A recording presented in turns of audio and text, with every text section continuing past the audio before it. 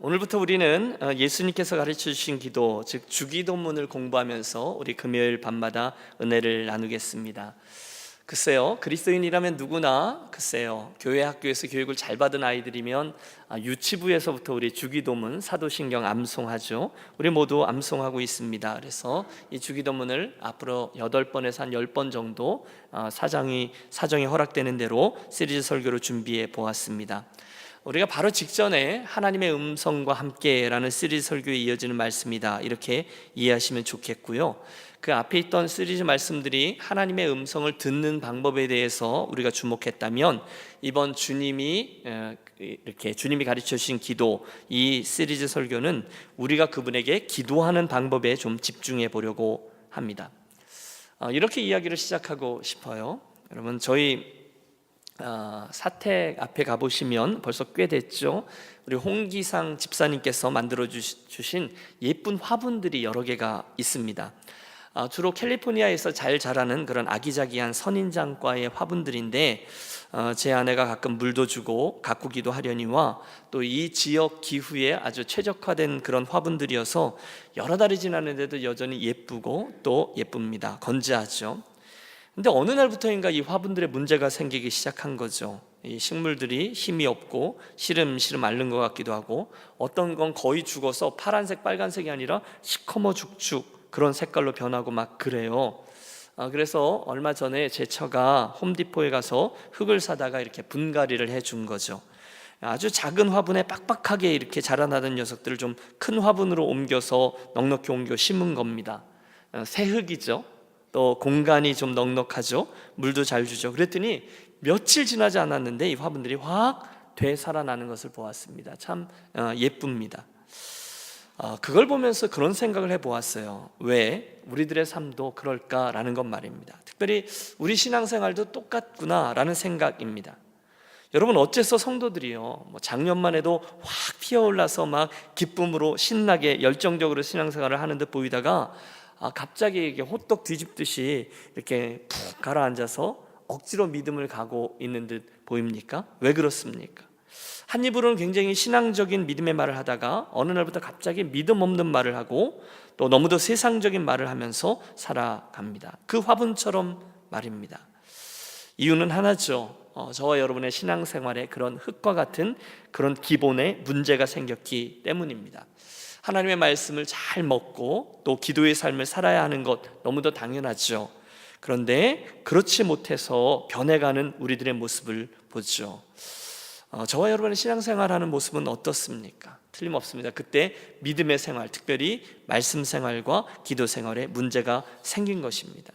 아니, 어쩌면 우리가 예수를 믿는다 하면서도 한 번도 깊이 있게 말씀 생활 또는 깊이 있게 기도 생활을 열심히 해보지 못한 데에 문제의 핵심이 있습니다. 혹시 여러분 어떠세요? 우리가 이번에 감사절기를 보내고 있는데요, 여러분 요즘 혹시 힘드십니까? 의심하십니까? 감사보다 부족한 면들이 많이 보이십니까?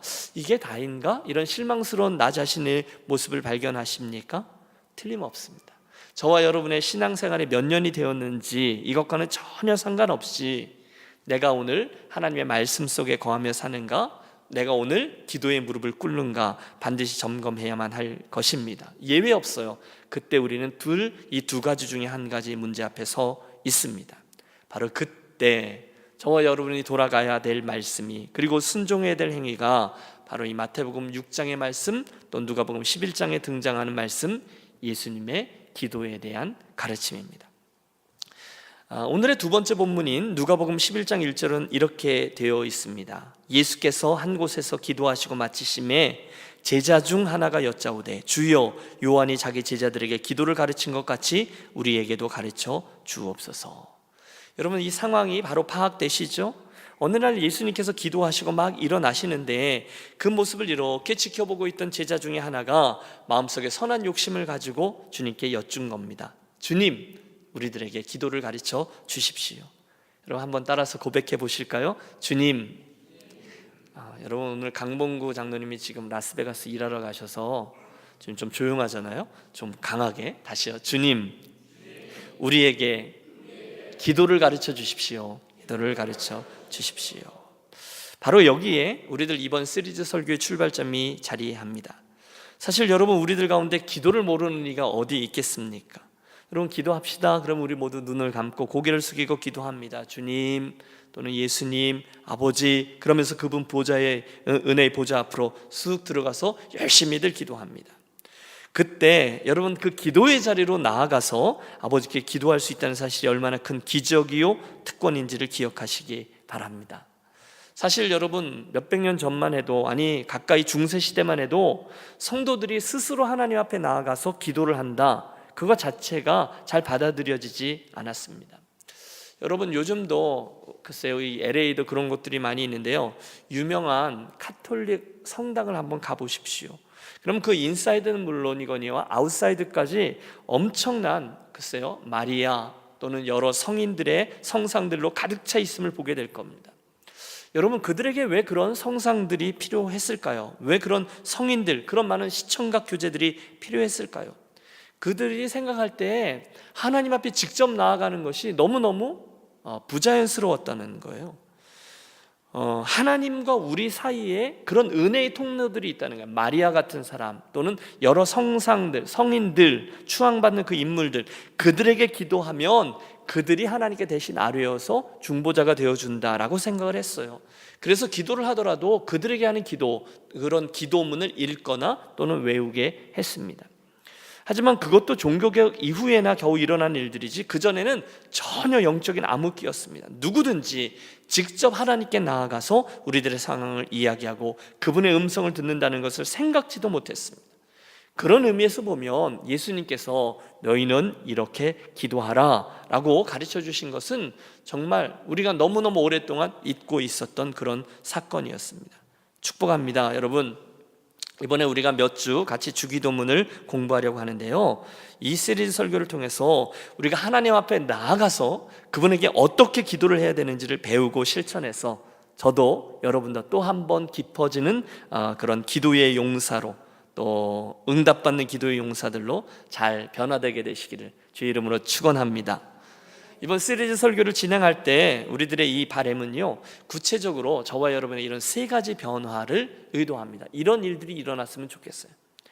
우선은 첫 번째죠, 그날 예수님께 나와서 기도를 가르쳐 주세요, 그 기도를 배우기 원했던 제자처럼 저와 여러분에게 정말로 그런 기도의 한 단계 더 깊은 자리로 나아가기를 배우려는 열망이 생겨나게 되시기를 바랍니다.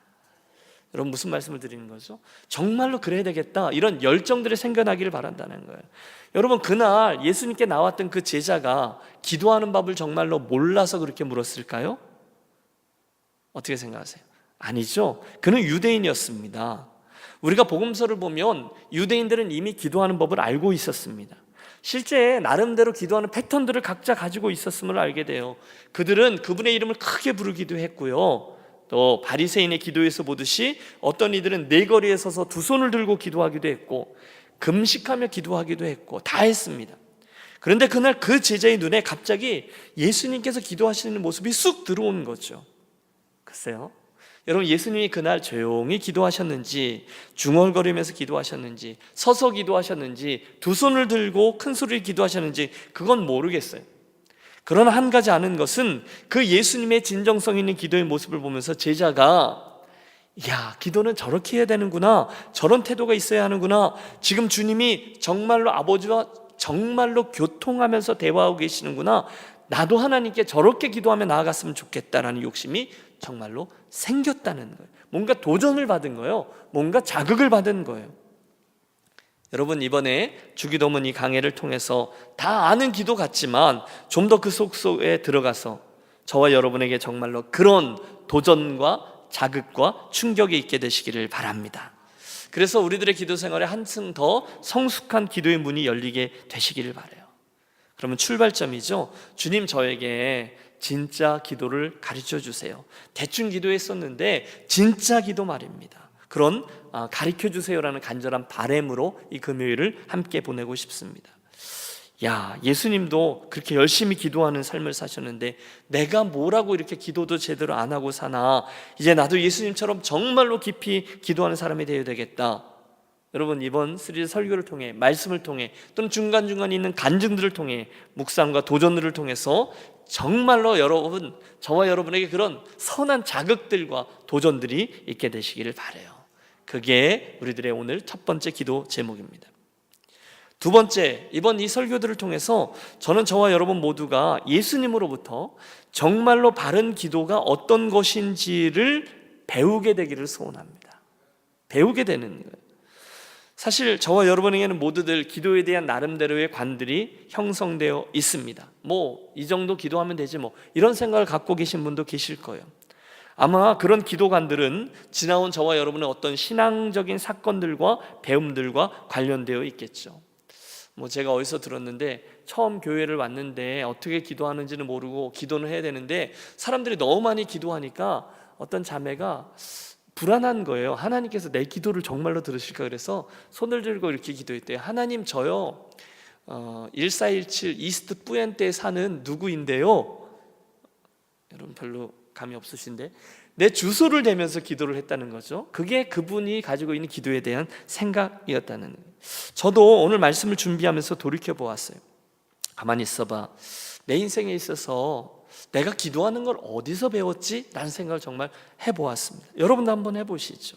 내가 어떤 분들의 기도를 보면서 기도를 배우게 되었지? 라고 말입니다. 제 머릿속에 있는 첫 번째 기도하는 모습은요, 당연히 교회 학교에서 아마 초등학교 1, 2학년 때의 그런 기억일 거예요. 그때 내 옆에 계신 우리 주일학교 선생님이 기도하는 모습을 거기에서부터 출발했습니다. 오시면 늘 그 마룻바닥에 그 방석들이 있는데 거기에 이렇게 와서 무릎을 꿇고, 우리들 보라고 하셨는지 무릎을 꿇고 손을 모으고 기도하셨던 선생님 또는 전도사님의 모습이 떠오릅니다. 그러다 조금 더 컸을 때는요, 천막 집회에서 두 손 들고 손을 막 떨면서 방언으로 막 기도하는 아주머니들의 모습을 보고 제가 충격을 받았던 기억이 있어요. 그런 기도하는 모습이요. 그래서 저도요, 저렇게 기도해야 되나 보다 그리고 어린 나이에 저도 막 손을 흔들고 이렇게 기도를 했습니다. 근데 잘 안 되더라고요. 또 눈물을 흘리면서 기도하는 분, 몸을 앞뒤로 이렇게 많이 흔들면서 휘청휘청하면서 기도하는 분을 보고도 따라 해봤어요. 금식하는 분, 금식하며 기도하는 분 따라가서 기도하는 분 따라서 기도도 해봤어요. 그 옛날에는 왜 오살리 금식기도원인가 거기 가보면 이렇게 토굴 같은 것도 있고 그랬는데 그 속에 가서 기도하면 뭐가 나타날까봐 막 무서워했던 그런 생각도 납니다. 자다가 무슨 소리가 들려서 깼는데 가만 보니까 저희 아버님이 주무시면서 방언으로 이렇게 기도하시던 소리, 그것을 보면서 제가 두려워했던 그런 기억도 있고요. 아니 본의 아니게 그것들을 통해서 기도를 배우게 된 거죠. 어린 시절에 어느 날 그냥 새벽에 문득 잠이 깼어요. 그런데 어디서 그런 생각이 들었는지 내가 새벽 예배를 가봐야 되겠다. 그리고 이런, 제가 늘 그랬던 건 아니에요. 그날 교회 새벽 예배를 갔어요. 어린아이가 무서움도 없이. 근데 거기서 교회 지하 기도실인데 지하 기도실에 그 기둥들이 있는데 기둥 바로 뒤에서 한 나이 지긋한 집사님 한 분이 주여 사업자금 주옵소서, 주여 사업자금 주옵소서, 한 20-30분을 그렇게 기도하시는 것을 보면서 저게 강청하는 기도인가 보다 이렇게 생각했던 날도 있었습니다. 그게 옳진 않겠죠? 여러분 재미없으세요?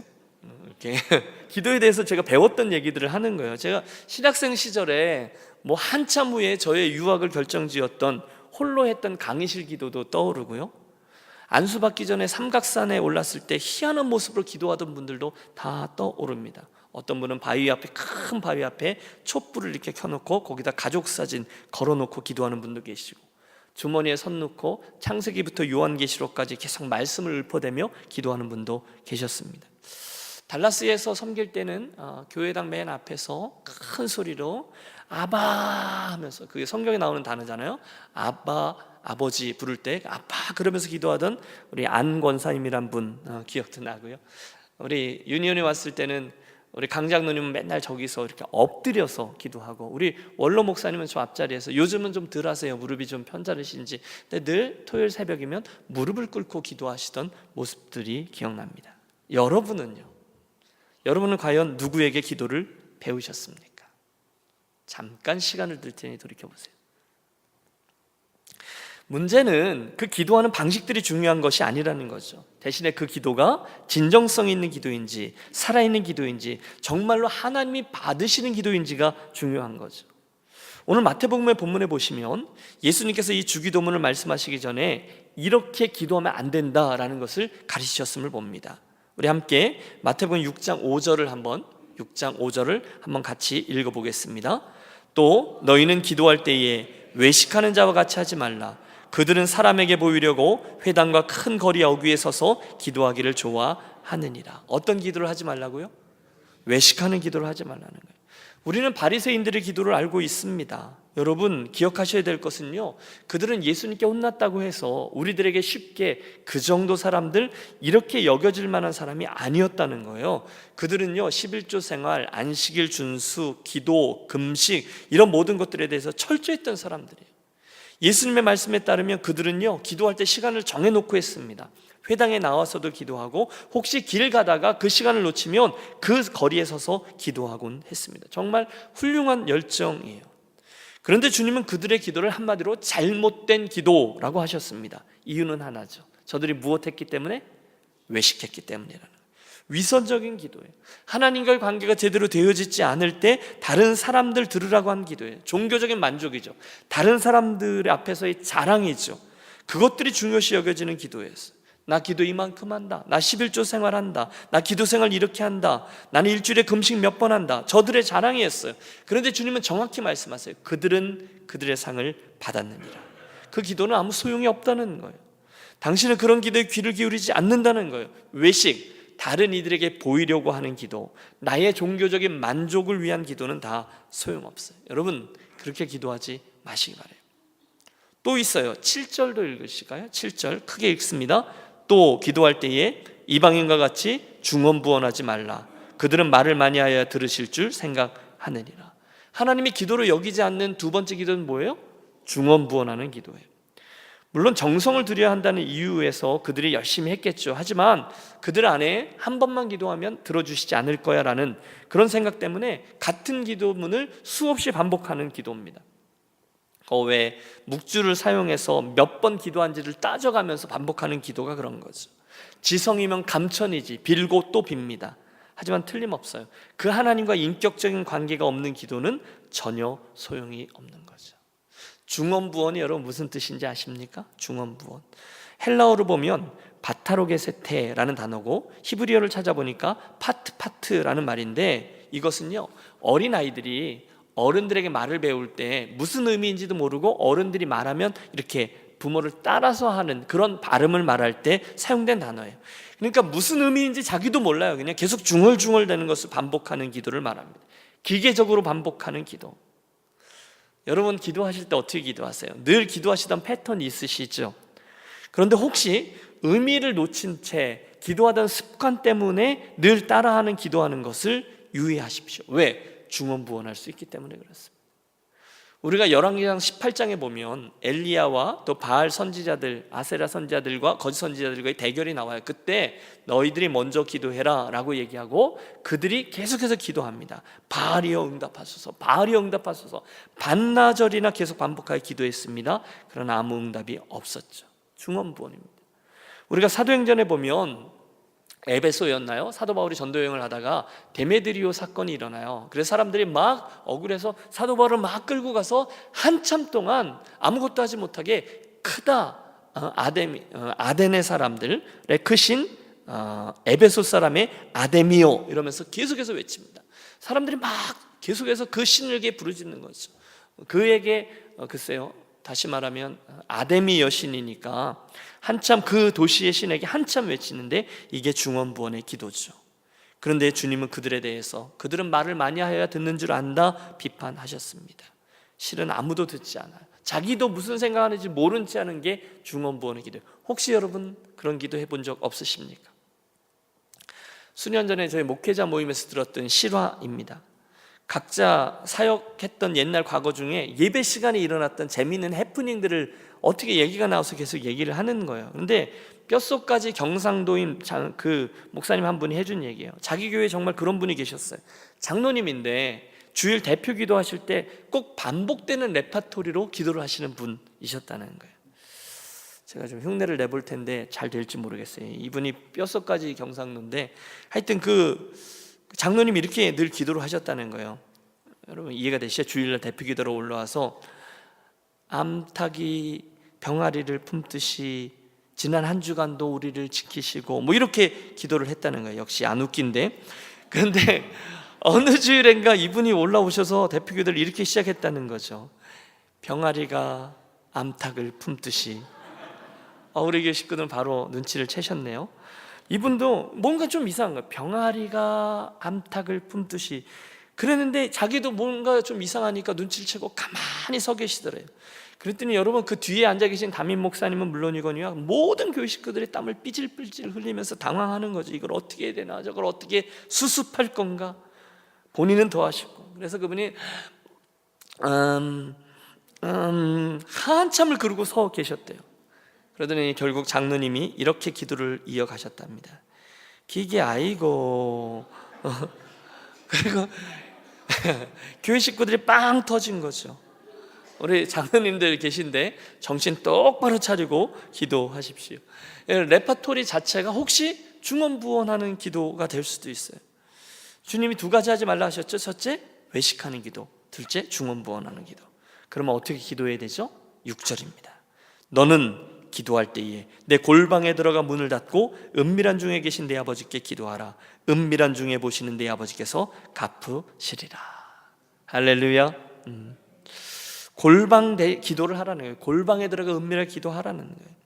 저희 초등학교 시절에 저희 집에 마루가 하나 있었는데 하루는 저희 아버님이 그 아래 땅을 삽을 가지고 한참 파시는 거예요. 사람 하나가 들어갈 만큼 깊게 파셨어요. 그리고 왜 뭐 하냐 그랬는데 뭘로 덮으시고는 저에게 내가 기도할 테니까 들리나 봐 그러면서 주여 주여 하면서 기도를 하시는 거예요. 그래서 밖에서 무슨 소리가 들리냐, 안 들릴 리가 있나요? 들린다고. 뭐가 잘못됐다 또 수리하시고. 지금 생각해보면 당신께서 지금 이 말씀을 읽다가 순수한 마음에 정말로 그런 골방을 만들지 않았나 생각합니다. 저희 아버님이 자랑스러워요. 그러나 여기 나오는 이 골방은 그런 공간적인 골방을 의미하시는 게 아니죠. 은밀한 중에 계시는 내 아버지께 기도하라. 은밀한 중에 보시는 내 아버지께서 갚으시리라. 여러분 우리는요 어디가 되든 그분 앞으로 들어가면 이미 그분이 그곳에 계시는 줄로 믿습니다. 저와 여러분이 무슨 이야기를 하면서 기도로 입을 열면 이미 그분이 그 모든 것들을 보고 계시고 듣고 계시는 분인 줄로 믿습니다. 골방은요 그분의 임재를 의미해요. 어디가 되든 우리 금요일 저녁에 이 교회당에 되든 또는 토요일 새벽 또는 평일날 새벽에 이 예배당에 되든 여러분이 주님과 교제하는 차 안이 되든 또는 부엌에 있는 어떤 탁자 앞이 되든 일단 하나님 앞으로 여러분이 들어가면 그곳이 골방이 되는 거죠. 거꾸로 공간적으로는 정말 골방이더라도 그 안에 있는 저와 여러분의 생각이 세상을 향해 있고 마음이 분주하다면 그곳은 이미 골방이 아닌 것이죠. 여러분 예수님이 우리들에게 중언부언의 기도 그리고 또 하나 외식하는 기도 하지 말고 무슨 기도하라 하셨다고요? 골방 기도하라 그랬거든요. 저와 여러분의 인생에 꼭 이런 골방의 시간들을 떼어내고 만들어내는 저와 여러분이 되시기를 축복합니다. 무슨 말씀을 드리는 거죠?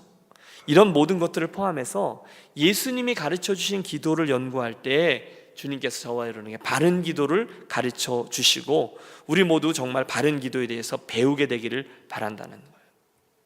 여러분 오늘 저와 여러분의 기도를 한번 돌이켜 보십시오. 혹시 저와 여러분의 기도가 너무 형식적인 것이 되었는지 모르겠습니다. 마음에도 없는 기도인데 억지로 시키니까 하는 기도일지도 모르겠습니다. 적당히 시간을 때우다가 일어나는 기도는 아닐 거예요. 한번 돌이켜 보십시오. 이번 기회에 두 번째 바람이죠. 주님에 의해서 바른 기도, 너희는 이렇게 기도하라. 바른 기도가 무엇인지 어떻게 기도를 해야 되는지 정말로 배우게 되시기를 바라요.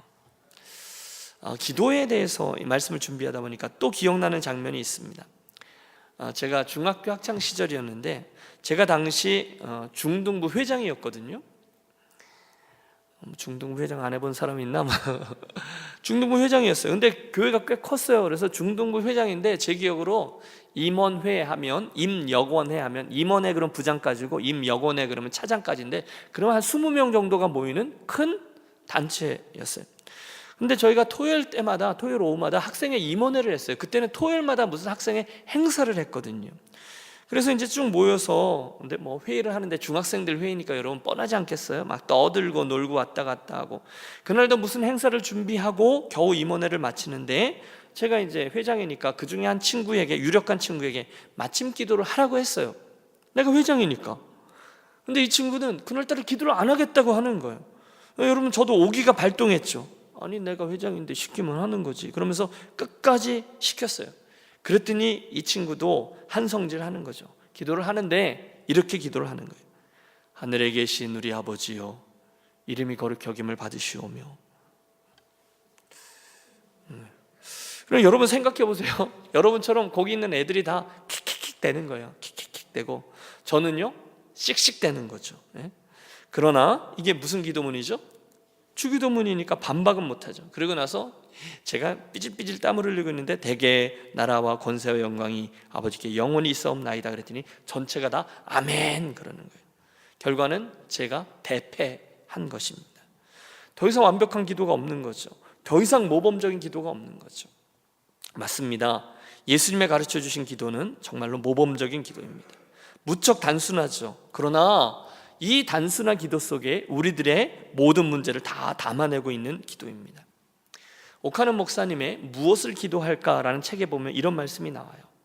여러분, 우리가 세상을 살아가면서 하나님께 드려야 될 기도가 얼마나 많습니까? 그러나 주기도문을 보면 그 많은 내용이 예수님의 이 세 가지 기도 속에 다 포함되어 있는 것을 알 수 있습니다. 첫째, 우리에게 일용할 양식을 주옵소서. 둘째, 우리 죄를 용서하여 주옵소서. 셋째, 우리를 시험에 들게 하지 마옵소서. 이 세 가지입니다. 여러분, 여기서 우리는 일용할 양식 외에 더 욕심을 내지 말아야 된다는 것을 배웁니다. 또 둘째, 죄 용서함을 받으려면 다른 형제들의 죄도 용서해 주어야 한다는 것도 배웁니다. 여러분, 이 기도의 원리를 배운 사람들이 자기 욕심대로 기도할 수 있겠습니까? 이렇게 하나님이 지정해 주신 가장 중요한 기도의 내용들이 있는데 그것은 다 잊어버리고 자기 마음속에 나오는 대로 기도를 드린다면 그 기도가 올바른 기도라고 할 수 있겠습니까? 없다는 거죠. 여러분, 그분의 말씀이 맞아요. 저와 여러분은 주님이 가르쳐 주신 기도를 잘 배우면 반드시 과연 어떻게 기도해야 될지를 알게 될 것입니다. 그래서 여러분, 이 기도를 잘 배우면 하나님의 뜻을 염두에 두고 그 뜻에 맞추어서 우리들의 기도를 제대로 할 수 있게 됩니다. 여러분, 얘기가 길었는데요, 두 번째 바람은 이거죠. 이번에 주님 가르쳐 주신 기도를 함께 공부하면서 정말로 기도에 대해서 잘 배우게 되기를 바랍니다. 많이 배우게 되기를 바랍니다. 그래서 더 잘 기도했으면 좋겠어요. 마지막으로 이번 시리즈 설교를 시작하면서 우리가 하는 기대는요, 주님이 가르쳐 주신 기도를 잘 배운 후에 야, 그게 기도구나, 참 잘 배웠다 에서 만족하는 것이 아니라 그 다음에 정말로 잘 배운 그 기도를 가지고 열심히 기도하는 성도들로 변화되는 곳에 있습니다. 할렐루야. 우리는 다들 잘 알고 있습니다. 여러분, 기도는요 우리 영혼의 호흡이라고 했어요. 기도하지 않으면 여러분 반드시 마음이 강팍해집니다. 기도하지 않으면 그분의 뜻을 알 수 없습니다. 기도하지 않으면 말도 막 하게 됩니다. 기도하지 않으면 그냥 내 마음대로 사는 거예요. 하나님의 자녀의 일을 알기 때문에 정말로 기도하면서 살게끔 되어 있어요. 하나님이 우리를 그렇게 만드셨거든요. 그래서 수많은 믿음의 선배들이 기도에 대해서 나름대로 이렇게 정의합니다. 루터는요, 기도는 하나님의 명령에 대한 순종이다라고 말했습니다. 그의 성품이 다 드러나죠. 칼빈은요, 예수님이 기도하셨다, 그러므로 나도 기도하는 것이 마땅하다라고 말했습니다. 저 유명한 앤드류 머레이는 이것은 기도의 모범이며 따라서 이것은 기도의 영감이다 했고, 저 유명한 스탠리 선교사는 이 주기도는 기독교의 가장 위대한 그리고 가장 유일한 보편적인 기도다라고 했으며, 칼바르트는 기도는 하나님의 선물이라 했습니다. 마지막으로 로이드 존스 목사님은 인간은 무릎을 꿇고 하나님과 마주하고 앉을 때 가장 위대하고 가장 높아진다라고 했습니다. 다 맞아요. 사랑하는 여러분, 그만큼 우리의 기도는 믿는 이들에게 긍지가 되고 우리들 믿음의 삶에 하나님의 영광을 보고 또 보여주는 도구가 됩니다. 저와 여러분은 기도함으로 하나님이 어떤 분인지를 알게 됩니다. 아니, 아는 것이 아니에요. 그분을 체험하게 되고 우리는 기도함으로 하나님과 함께 삶을 사는 것이 무엇인지를 알게 됩니다. 무엇보다 우리는 기도할 때 우리의 기도를 기다리고 계셨던 하나님 그분을 만나게 됩니다. 이게 우리들의 기도의 축복이죠. 그러므로 여러분, 첫 시간인데요, 유니온교회 성도 여러분, 주님께서 가르쳐 주신 이 기도를 우리가 배우기로 하면서 그 첫 페이지를 열면서 먼저 우리 안에 주기도문에 대해서 배우면서 기도에 대한 선한 도전과 자극을 받게 되시기를 바랍니다. 두 번째, 정말로 주님의 가르침을 통해서 기도에 대해서 깊게 배우게 되시기를 바랍니다. 그리고 세 번째, 그 배운 것을 가지고 바른 기도를 정말로 실천하며 살아가게 되기를 소원하며 우리 기도를 시작하겠습니다. 우리 그 소원을 가지고요, 오늘 본문 마태복음 6장 9절에서 13절의 말씀, 주님 가르쳐 주신 기도를 우리 찬찬히 합독하며 한번 기도해 보겠습니다. 그러므로 너희는 이렇게 기도하라. 하늘에 계신 우리 아버지여, 이름이 거룩히 여김을 받으시오며 나라가 임하시오며 뜻이 하늘에서 이루어진 것 같이 땅에서도 이루어지이다. 오늘 우리에게 일용할 양식을 주옵시고 우리가 우리에게 죄 지은 자를 사하여 준 것 같이 우리 죄를 사하여 주옵시고 우리를 시험에 들게 하지 마옵시고 다만 악에서 구하시옵소서. 나라와 권세와 영광이 아버지께 영원히 있사옵나이다. 아멘.